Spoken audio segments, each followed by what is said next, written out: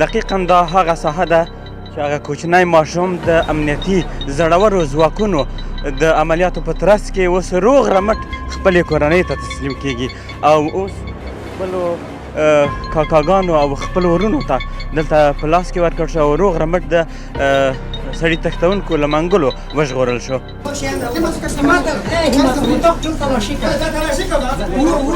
احمد شاه د روان کال د غویي میاشتې په 21مه نیټه د مزار شریف ښار د اومې امنیتي حوزې اړوند د کارتي اماني له سیمې څخه د ښوونځي له لارې تښتول شوی و. تښتونکو د هغه د ازادۍ په بدل کې د 100 میلیونو افغانیو نغدو پیسو غوښتنه کړې وه.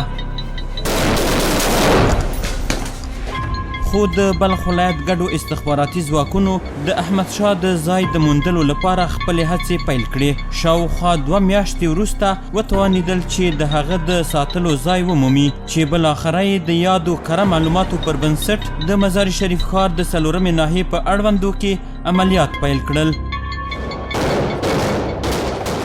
زه او زما همکار چې له نږدې د دې عملیاتو شاهدان یو پوهیږو چې د تښتونکو سره به استوګنیزو کورونو کې وسلواله نښته اسانه نه ده، خو د اسلامي امارت ځواکونو په خورا هڅه او احتیاط سره دا عملیات بریالي پای ته ورسول او احمد شاه د تښتونکو له منګلو روغ رمټ وژغوره. نن سهار د بلخ ولایت د استخباراتو ریاست د بلخ زون د 888 ملي کیټې او د استخباراتو د مرکزي لوی ریاست د مجاهدینو په ګډو عملیاتو کې چې د بلخ والي صاحب مشري او تعقیب پر غاړه درلودي د بلخ ولایت په مرکز مزار شریف ښار اړوند د 4مې حوزې په سلیم چاراهي سیمه کې یو ماشوم د اختطافګر له منګولو څخه ازاد کړي. اختطافګر چې د لومړي غږ کولو څخه یې مقاومت پیل کړی و ټول له منځه وړل سوي دي او ماشوم اوس بلخ ولایت مقام کې خپلو اقرباو ته تسلیم کړل سو. دغه ماشوم چې له 2 میاشتو وروسته خپلې کورنۍ ته بیرته ورسېده، کورنۍ د بلخ د والي او د دې ولایت د کشفي او امنیتي ځواکونو هڅې ستایي.